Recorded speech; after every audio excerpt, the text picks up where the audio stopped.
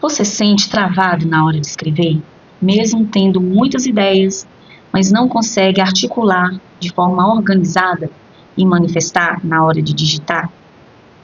Eu sei exatamente o que é isso. Eu tive muitas experiências, tanto na graduação e na pós-graduação, que foi durante o período em que surgiu o método de escrita que eu pretendo compartilhar com você.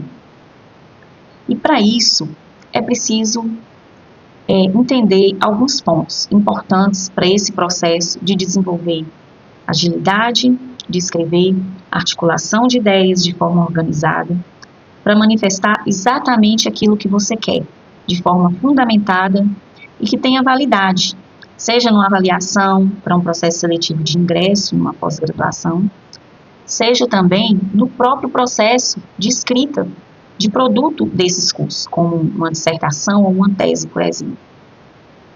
E uma das coisas que é importante saber é que exige, muitas vezes, um autoconhecimento. Em que sentido? Damásio, por exemplo, que é um neurocientista,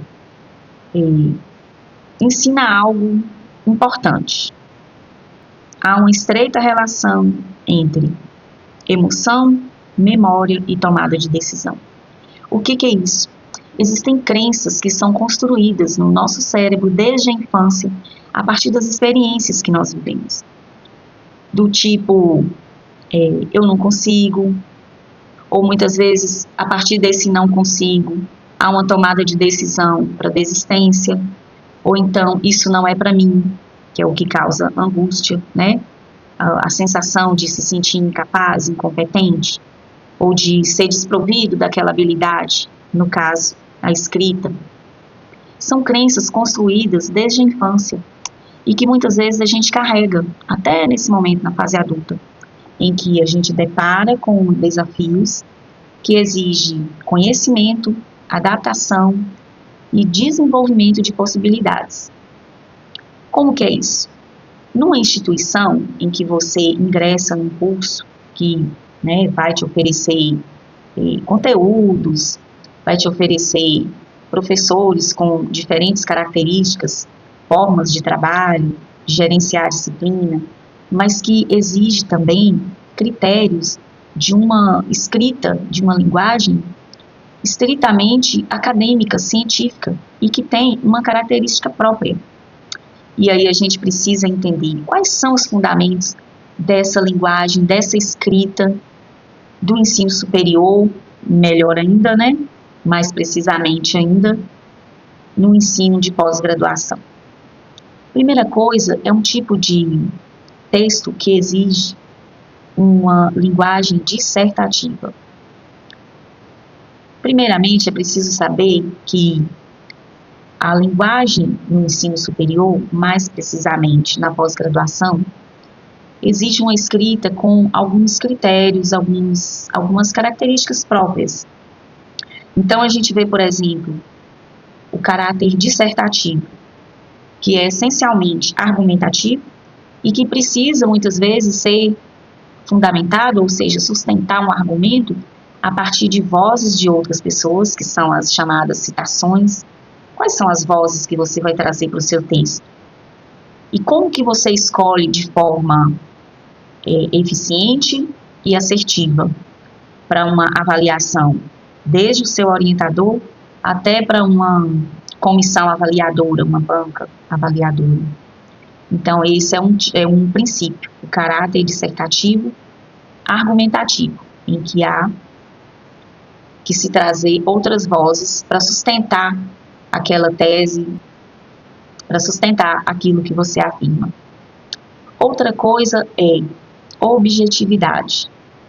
A linguagem objetiva, ela envolve desde períodos mais curtos, para ficar organizados, da linearidade, ou seja, sequência das ideias, apresentar um conceito e sustentar e argumentar por que aquele conceito é válido, levar o leitor a ver no seu texto por que aquela afirmação que se faz, ela é verdadeira ou não. Quais são os elementos que você vai trazer no seu texto para conduzir o leitor de uma forma linear. sem lacunas no texto? E de que forma você preenche lacunas quanto ao estudo daquela área? Como que você demonstra isso no seu texto? Tudo isso precisa de método e de clareza, e que você pode alcançar. E que você pode se autoconhecer e ver que através do método você não precisa cumprir aquilo que a mente está programada no seu cérebro de que não é para você, de que você não consegue, de que você não tem tempo, de que é muito difícil, enfim, diversos elementos que a sua mente coloca em evidência para você tomar a decisão de desistir ou de se sentir angustiado ou simplesmente de ficar à beira da loucura, né, muitas vezes. Mas não é isso que vai acontecer, porque você está aqui, você vai começar a ter acesso a uma série de elementos e conhecimentos que vai te conduzir a superar desafios e a desenvolver o método passo a passo daquilo que você precisa escrever, daquilo que você precisa produzir, do tipo de discurso que você vai desenvolver, tanto no seminário para apresentar determinado conteúdo, quanto também num texto escrito, seja ele um projeto, uma dissertação ou uma tese. E para isso, não podemos nos desvincular dos fundamentos e princípios dessa linguagem acadêmico-científica, que exige tipologia dissertativa, que é de sustentar aquilo que você quer afirmar através de dados válidos, né, de instituições, por meio também de outras vozes, de estudiosos, pesquisadores da área, que são validados pelo contexto acadêmico onde você está inserido. Um outro ponto, a objetividade. A objetividade, ela está na maneira de apresentar a informação clara, com períodos mais curtos, uma informação mais sintética. Uma outra forma também, a impessoalidade. A impessoalidade é a maneira de você apresentar um conteúdo, uma argumentação, sem trazer as emoções, os afetos. É a forma, vamos dizer assim, discreta de defender um ponto de vista, mas com dados, com fundamentos a partir de outras vozes da área. E isso é essencial no desenvolvimento de uma escrita fluida, de uma escrita que leve o leitor de um ponto a outro. E a primeira pessoa que você tem que convencer é o seu leitor próprio, como se fosse de outra área. Ao ler o seu texto, imagine que você seja da área de economia, um exemplo. Imagine alguém da área de ciências biológicas lendo o seu texto. Ele vai compreender? Os termos que você utiliza estão bem claros e definidos? Os conceitos que você traz, você apresenta de forma clara, sustentada? E como que isso acontece? Você pode fazer por enumeração ao apresentar. Primeiramente, é preciso entender isso. Em segundo lugar, é preciso saber disso, isso. Então, esse tipo de estratégia, a enumeração, é uma maneira de você situar o leitor do que ele precisa ver e saber antes para compreender um complexo de conceitos ou um sistema que está sendo trazido ali no conteúdo, que muitas vezes somente quem é da área pode entender, sim, mas principalmente quem é de outra área precisa entender o seu texto. Outra estratégia dessa objetividade, desse princípio da objetividade, é a estratégia de utilizar outros estudos, fontes com base de dados, que seja de instituição, que seja de pesquisa realizada a respeito do tema. Então, trazer dentro daquele, vamos dizer assim, dentro do assunto que você está sustentando, trazer para o leitor o que tem naquela área, como que o que você quer afirmar ele se sustenta a partir de que dados? Isso é bem importante, que também está dentro do princípio da objetividade. Um outro princípio importante e que ninguém fala dele, mas que ele está lá e você precisa se atentar, que chama-se enquadramento semântico ou enquadramento da área. O que é isso? É você trazer termos e conceitos daquela linha de pesquisa, daquela área em que a pesquisa está sendo desenvolvida. Imagina que nós vamos ver aqui o conceito de Estado. Vou até procurar aqui para você o conceito de Estado para quem é de ciências econômicas e o conceito de Estado para quem é da área de administração. Será que é o mesmo? Vamos ver aqui.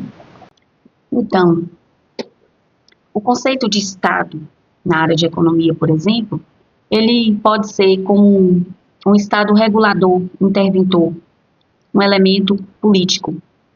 No campo da administração, é visto muitas vezes como um complexo de instituições. Olha a diferença, né? Um exemplo. E se você está numa área ou noutra, que tipo de conceito você vai trazer? Quem que você vai citar para trazer o ponto de vista do que você está falando e o enquadramento da área que você está trazendo? Porque isso facilita para o orientador te defender se for preciso, e acredito que não vai ser preciso, porque você está aqui começando uma jornada de aprendizado prático de como colocar no seu texto as ideias de maneira fundamentada. Então, uma outra coisa que isso possibilita, a comissão avaliadora, ela vai olhar esses pontos. A partir de que visão você traz a sua fundamentação? Quem que você traz para fundamentar? E quais dados são apresentados para isso? E de que forma? Porque o leitor, ele é conduzido assim como uma conversa, um discurso, que na forma oral se manifesta de maneira mais fluida, mas na forma escrita requer um delineamento muito detalhado para que o seu leitor chegue no ponto que você quer, ou melhor, chegue ao ponto que você quer. A escrita, ela precisa ser fluida para que o leitor entenda, mas ela não precisa causar sofrimento para ter esses elementos de clareza, de delineamento, de fluxo. Não precisa você sofrer com isso. Se tiver um passo a passo a ser seguido e se conhecer as estratégias e os elementos e a maneira de colocar no texto, como utilizar de acordo com a sua intenção, o seu objetivo. Cada informação ela precisa ser pensada a partir daquilo que você conhece, mas principalmente qual é o objetivo de trazer de uma maneira ou de outra aquilo que você conhece. Então, isso é também do princípio, um dos princípios, isso é também um dos princípios da escrita acadêmico-científica. Enquadramento semântico, buscar ter a estratégia na forma de trazer os conceitos, que é refletido nesse enquadramento, ter a impessoalidade, as emoções, elas são discretas. Vai me dizer que o que você defende não vem de um fundo emocional? Sim, vem de uma crença, de uma perspectiva aprendida nas experiências, nas leituras, na busca de conhecimento ao longo da vida, sim. Mas o contexto acadêmico exige que tenha limites nesses elementos emocionais na hora de manifestar a escrita. E o elemento objetividade, ele pode se fazer nas estratégias, enumerando, trazendo conceitos, trazendo diferentes pontos de vista de um tema, que podem se convergir ou se divergir. Isso vai depender do objetivo de trazer as vozes no texto ou dados. Então, é preciso, nesse processo de escrita, aprender como delinear o fluxo do texto e torná-lo fluido. Se você conhece as estratégias, as formas que podem aparecer no texto, isso te dá uma agilidade de escrita Isso é só um ponto. Que tem um outro ponto também, que existe, que muitas pessoas não buscam, é a estratégia de seleção das leituras. Seleção de materiais. Você não precisa ler tudo de todos. Você precisa ler aquilo que você necessita para fundamentar no seu texto. E existem estratégias que mostram como fazer isso de forma organizada. Um outro ponto também, dentro desses fundamentos, que é a linguagem numa norma padrão. Na oralidade, dependendo dos diferentes contextos, nós falamos de formas diferentes, né? A forma que eu falo com um amigo, com um familiar, é um contexto diferente e que muitas vezes se reside numa dificuldade no mundo científico, porque os critérios estabelecidos é de uma linguagem da norma padrão que no cotidiano não se fala tanto da mesma forma, né? Com todas as concordâncias bem ajustadas, com todas as pontuações muito bem definidas para o leitor ler da maneira que precisa ser lida para que ele compreenda da forma que você estabeleceu. Só que existe também uma estratégia para revisar o seu texto. Você não precisa revisá-lo sozinho. Existem ferramentas que fazem isso por você. Você vai ser o autor, mas quem vai ajustar a correção, a escrita, a ortografia, não precisa ser você. Sabia disso? Então, tudo isso são componentes que agilizam o processo daquilo que você precisa produzir. Um outro ponto que é, assim, o fundamento da escrita científica, que eu considero, inclusive, que ela tem uma base lá na teoria de Habermas, que fala da teoria da ação comunicativa. As palavras, muitas vezes, elas se manifestam em feitos, em decisões, em atos. O que é isso? No texto também, nós podemos fazer as coisas com as palavras. E é isso que essa teoria da ação comunicativa traz. Ela representa quem é autor, representa de que forma? A crença, muitas vezes os padrões do contexto de onde cada autor é. Cada texto traz uma representação consigo. A representação de memória, de lugar, de contexto social, econômico, muitas vezes, ela se apresenta. E isso não é diferente no texto científico. É por isso que é tão importante o enquadramento semântico que eu falei, de você trazer autores que são daquela área que você quer desenvolver a pesquisa, daquela sublinha, vamos dizer assim, daquele recorte escolhido ao delinear um texto. E isso como que se apresenta no decorrer do texto? No contexto histórico, existem autores de projetos, dissertações, que naturalmente optam por descrever um conteúdo no texto, colocando contexto histórico, trazendo uma abordagem de cronologia histórica do que aconteceu, como era, onde, para poder justificar desdobramentos em algo que veio depois, em algo que se manifesta num outro momento, que se manifesta no contexto atual da escrita. E aí já vai uma dica para você. Existem formas de colocar a cronologia sem deixar o seu texto desatualizado. Como que isso acontece? Existem autores que colocam assim: atualmente existem fragilidades no sistema educacional X. Um exemplo. Esse termo atualmente, quando o seu texto for lido daqui 20 anos, como que vai ficar esse termo atualmente? Ele vai ser compatível com o que se afirmou no momento da escrita ou não? Então, evite situar o texto sem uma determinação cronológica. Por exemplo, nos anos 2000, ou na década tal, ou no ano X, isso facilita com que o seu texto tenha uma veracidade cronológica da informação. E todos esses fundamentos que eu estou falando aqui, inclusive desses ajustes de estratégias, que facilita o leitor, desde o seu orientador, a comissão avaliadora, compreender e, vamos dizer assim, validar o seu estudo, depende de tudo isso que eu falei. E esses elementos para uma escrita ágil e fluida é totalmente descrito de forma metodológica. O que precisa é você ter acesso, desde um autoconhecimento de identificar qual que é a sua melhor forma de se organizar para escrever. Você se planeja para escrever? De que forma? De forma metódica, com auxílio de algumas ferramentas de registros, de leituras. O primeiro passo é identificar o que fica melhor para eu estudar e como eu estudo de forma ágil. Como que está sendo as minhas leituras?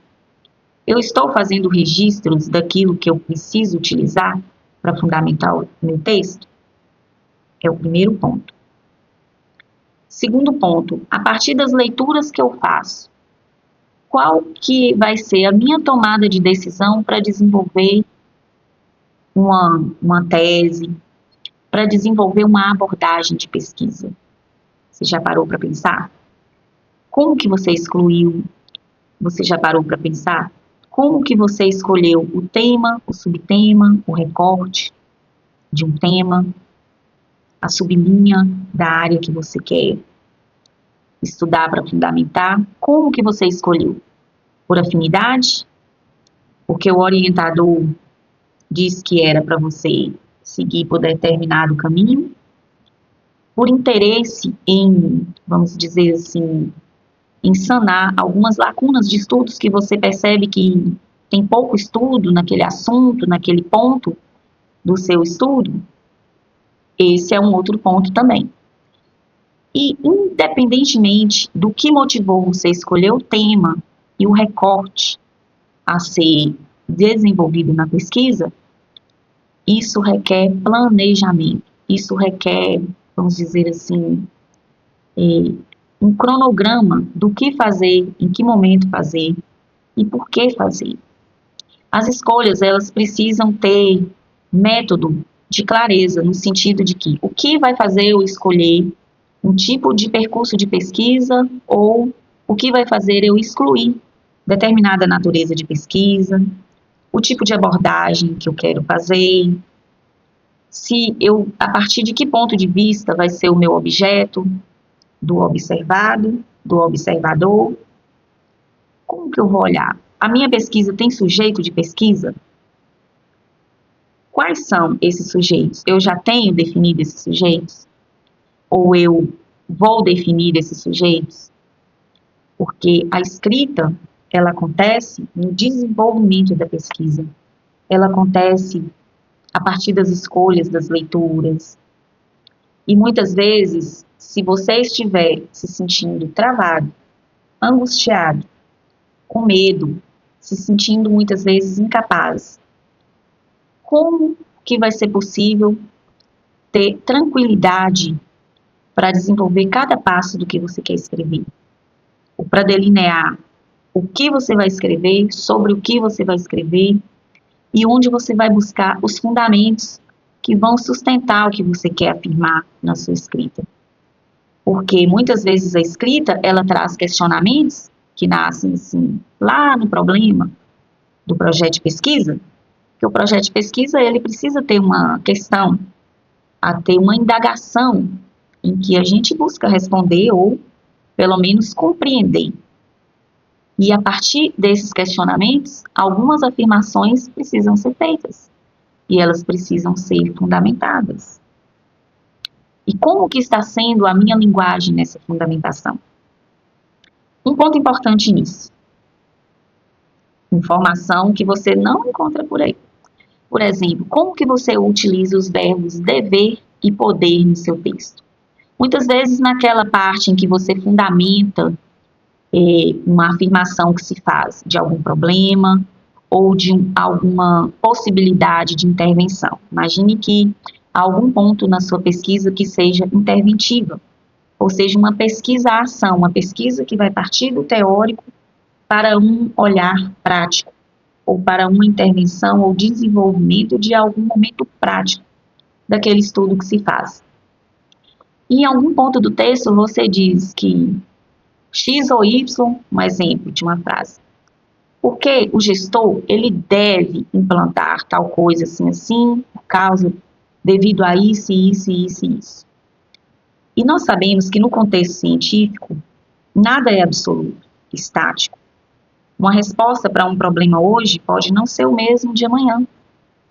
Então, como que você não radicaliza o seu texto e demonstra possibilidade de, vamos dizer assim, de eficácia de determinada coisa que você queira mostrar? É você dizer que pode, ao invés de deve.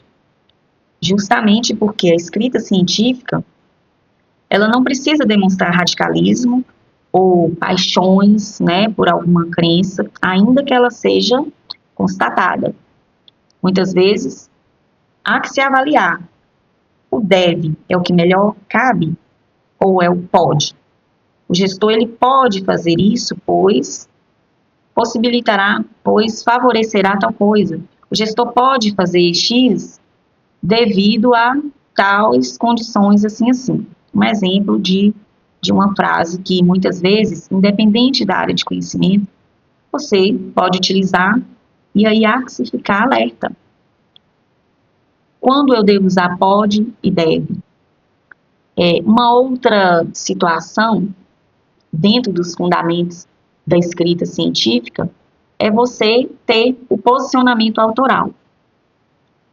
Lembra que eu disse que o texto ele é essencialmente dissertativo?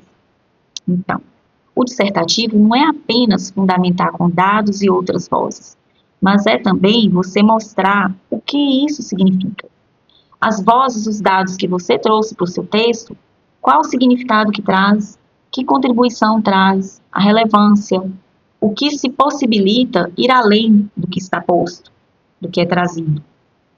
Seja em termos de uma estratégia que se chama causa e consequência, que é uma estratégia também da objetividade e que eu estou falando para você agora, a causa e consequência, ela advém do significado que se faz dos dados que são trazidos.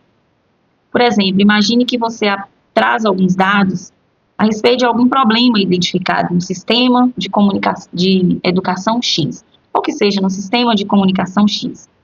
E você traz esses dados e aponta que os estudos demonstram que tal problema pode advir de tal situação conforme os dados.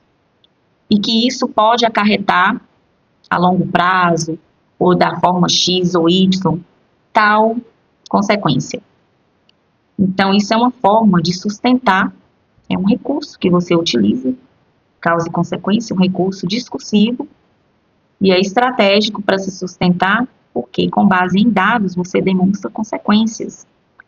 E você demonstrar as consequências, ela parte de uma significação que você construiu desses dados que você pesquisou. Não é assim, do além. Então, o processo científico, ele necessita disso, de algumas estratégias, como essas que eu estou dizendo para você, e que está dentro dos fundamentos.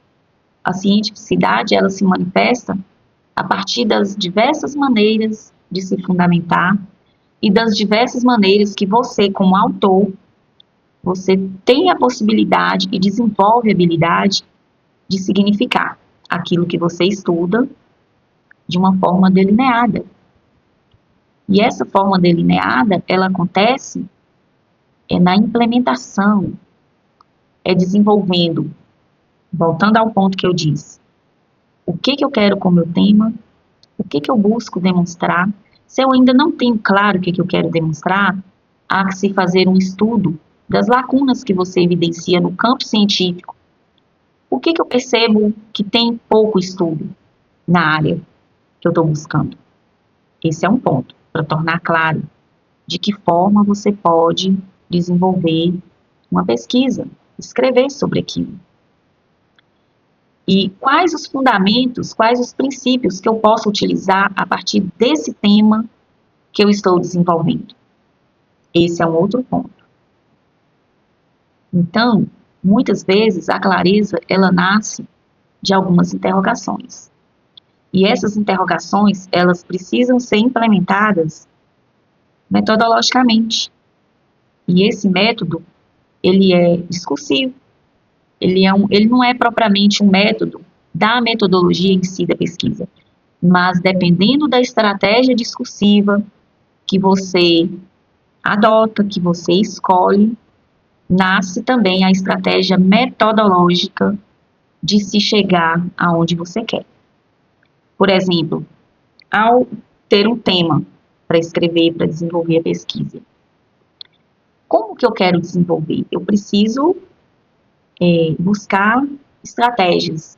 Se eu quero desenvolver uma pesquisa de campo, onde eu vou ao ambiente a ser pesquisado. Se eu quero desenvolver uma pesquisa de experiências, ou seja, uma pesquisa de cunho experimental.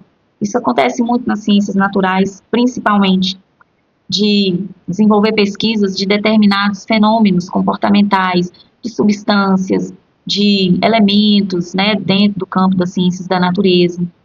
E isso requer identificar quais elementos que eu vou precisar para ir a fundo para escrever sobre isso. E esses elementos, quando eles são definidos na introdução da pesquisa, porque você acha que é só o texto de introdução? Não. A gente também tem esse momento de introdução. A gente também tem o ponto de partida. E ele começa aqui, ó, no pensamento. No pensamento, na busca de clareza e de método. E o método, quando ele é aplicado a partir de uma clareza que existe, ele naturalmente promove agilidade e desenvolve novas perspectivas de escrita. Novas perspectivas que eu digo, perspectivas discursivas. Perspectivas discursivas não é só para quem é da área do campo das letras, né? Não é só de quem é da área da linguística, não.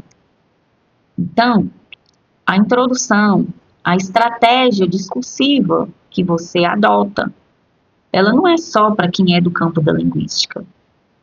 Ela é e ela cabe para todas as áreas de conhecimento. Você precisa ter o seu momento de introdução, o seu momento de, vamos dizer assim, de contemplação daquilo que você conhece e principalmente das perspectivas e das crenças que você tem. E que existem muitos elementos construídos desde infância e que muitas vezes a gente carrega ao longo da vida, que vai manifestar numa pesquisa, lá na pós-graduação. Uma pesquisa que seja numa especialização, no mestrado, no doutorado. A forma discursiva, o caminho a ser adotado, ou seja, você vai buscar uma pesquisa participante, você vai estar no campo do ambiente que você vai pesquisar, você faz parte daquele ambiente. Então, se você vai colocar no seu texto essa perspectiva de pesquisador participante, existem estratégias para isso. Existe um caminho para se chegar. Ou você vai desenvolver uma pesquisa como observador, às vezes só por meio de documentos, verificar a partir de análises de documentos. Então, para cada tipo de caminho escolhido no método, exige-se uma estratégia discursiva, uma forma de apresentar aquilo que você quer sustentar. E essa sustentação é um caminho que precisa ser delineado, precisa ser bem definido. Dentro desses fundamentos da escrita científica também, há um ponto que eu vou trazer aqui. Você utiliza a inteligência artificial na hora de buscar referências? De que forma você utiliza? E como que isso te auxilia? Ou não? Existem maneiras de utilizar a inteligência artificial para facilitar a busca de seleção de materiais. Só que Essa busca, ela tem que ter pautada, vamos lembrar aí no que eu falei, como que serão as escolhas das vozes ou dos dados que você vai trazer para o seu texto. Ela tem que ser pautada no enquadramento semântico. Então, as pesquisas que você fizer para seleção e busca de materiais, você antes tem que pré-definir tema, subtema, os clássicos, que seja, né, se for utilizar clássicos dentro daquela área que você pretende.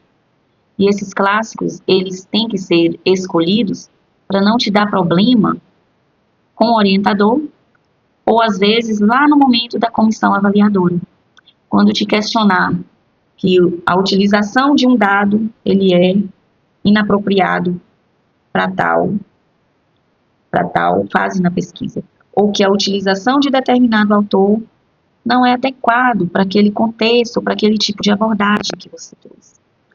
Então, quando se tem na introdução, no seu início, a definição de onde buscar, por que buscar, resolve, sim, muitos problemas até para a defesa final.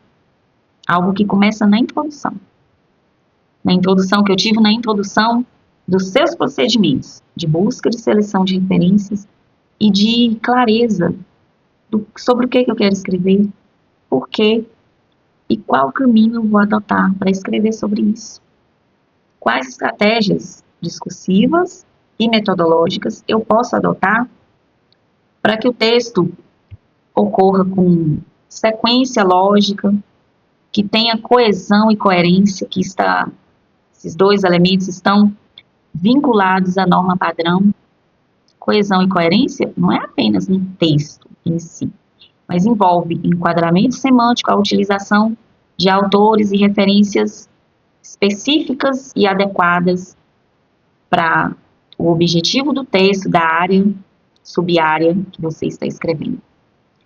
E nesse ponto da coesão e coerência, há que se rever as escolhas metodológicas. Será que apenas estudos teóricos conduzem a determinados resultados da prática? Imagine que no seu objetivo você tenha que irá identificar X ou Y. Para identificar X ou Y na prática, apenas a abordagem teórica vai sustentar o resultado para esse objetivo? Vai fazer você alcançar esse objetivo? E isso também é um dos fundamentos que envolvem a coerência e a coesão. Como que eu quero identificar algo na prática se a minha pesquisa não traz nenhum elemento ou não coleta nenhum elemento da prática? Entende? Que coesão e coerência vai muito mais além do que o texto com todos os conectivos, adversativos, conclusivos, aditivos, né? Vamos relembrar aí. Então, é muito mais que isso. E dentro desse aspecto, eu quero te dizer que o ponto é você iniciar o autoconhecimento e desse autoconhecimento você escolher sobre o que você quer escrever, desenvolver sua pesquisa, por que você quer escrever e o que motiva essas escolhas, que inquietações são essas e quais motivações são essas também. E dentro desse campo dos fundamentos da escrita científica, saber que essas motivações, elas precisam ter viabilidade de execução da sua escrita. Execução da prática metodológica adotada e execução também da escrita. Existem pessoas que colocam que um estudo, um título, tá? Um estudo da educação brasileira no campo das políticas públicas. Olha o campo, a dimensão desse estudo. Logo se vê que não é viável, certo? Quanto tempo precisaria para realizar esse estudo? Então, dentro dos fundamentos da escrita acadêmica, esse ponto da especificidade é essencial. Fazer a partir de um estudo recortado, mais específico, para dar conta de uma abrangência com aprofundamento, com viabilidade. E essa viabilidade, ela acontece na escrita e no método. E esse método, ele precisa ser definido a partir do tema e a partir do que você escolhe trazer a abordagem. E principalmente a natureza da pesquisa. Vai ser uma pesquisa empírica, experimental, prática, de todos os elementos que são necessários para o caminho que você escolhe. E a página em branco, ela naturalmente, e a página em branco, naturalmente, com o método de escrita definido, naturalmente ela não é mais problema. É como se você acelerasse o raciocínio com tanto delineamento claro que faltam páginas para você escrever tanta abordagem que será construída a partir de um método de escrita. Eu falo por experiência própria porque eu consegui concluir mestrado e doutorado em 1/3 do tempo, aplicando e implementando esse método, que é fórmula da escrita. É um método muito bem detalhado, é um método que possibilita sair da angústia, a angústia de incapacidade, de se sentir preso às crenças limitantes lá que eu falei, sabe? De não dar conta, de achar que não é para você, que não é possível ou que não tem tempo suficiente. E tudo isso vai facilitar você a ter perspectiva, sabe? Perspectiva de olhar para frente assim e dizer, até tal data eu concluo a minha pesquisa. Ou eu vou concluir a escrita até tal data. Isso no que depender de você. E um ponto nesse aspecto da angústia vai te fazer ver que o orientador vai ser um mediador daquilo que você vai precisar apresentar para a comissão avaliadora do programa. Não necessariamente você vai ficar escravo do orientador. Não necessariamente não. Você não precisa, você não vai ficar escravo do orientador. Escravo da orientação no sentido que eu faço assim, o que o orientador vai pedir para eu fazer? E de você perguntar, e a partir desse ponto, como é que eu faço? O que eu faço? Você não vai precisar disso. E diante do que vem na escrita, as cobranças, do que precisa ajustar, do que precisa aprimorar, ou do que precisa excluir. Isso não vai ser um terror mais na sua vida, você tendo um método claro de escrita. Por quê? Você vai trazer de forma fluida o seu pensamento manifestado e sustentado a partir de dados e de referências devidamente enquadradas semanticamente, que é trazer o conceito a partir da sua área, a partir do campo de conhecimento, a partir da sublinha escolhida dentro daquele assunto. E isso é valioso, por quê? Porque promove nas outras áreas da sua vida tranquilidade, clareza, confiança. Me fala aí, isso te falta hoje? Como que você se sente? Você sente clareza do que escrever, como, quando, onde buscar, quem citar, quando citar? Me conta, como é que está essa sua jornada na escrita? Dentro desse ponto, desses fundamentos que eu falei, o que melhor você acha que pode desenvolver habilidade? E aí eu te pergunto, e dentro desses elementos, desses fundamentos da escrita acadêmica que eu disse, objetividade, impessoalidade, estratégia discursiva, coesão e coerência, norma padrão, enquadramento semântico, qual desses elementos você sente que é um desafio para você, que você não sabe como manifestar isso na escrita? É algo que nós podemos desenvolver juntos. Porque aqui, quem está falando para você é quem já passou por isso. É quem já vivenciou, desenvolveu o método, validou, tanto no mestrado quanto no doutorado, e que pode te ajudar, porque é um tipo de estratégia que pode ser aplicada, é um tipo de estratégia que pode ser aplicado a qualquer área de conhecimento, não só no campo das ciências humanas, mas pode ser no campo das ciências sociais, das ciências naturais e diversas outras. E quanto vale a sua base? O que você está disposto para implementar e começar a desenvolver de forma ágil a escrita a partir de tantas ideias que você tem? Mas o que acontece é que elas estão provisoriamente desorganizadas ou não estão devidamente articuladas. E isso não é culpa sua, porque a gente não aprende isso na graduação, muito menos na pós-graduação. Não vem assim um manualzinho de como que você deve pensar, quais as estratégias de pensamento, de como você deve articular o seu conhecimento prévio, a sua, vamos dizer assim, as suas crenças, como que isso pode te auxiliar no processo de escrita, no processo de estudo, quais as percepções, os insights que podem vir com o que você já tem dentro de você. E que muitas vezes isso não é ensinado na graduação e nem na pós-graduação. Porque os papéis que existem lá são para te orientar no campo metodológico e muitas vezes do conteúdo. Mas a estratégia linguagem e método, aliada à linguagem e método, isso não é trazido de uma forma clara e, em alguns casos, não é trabalhado com os estudantes, nem na graduação, nem na pós-graduação.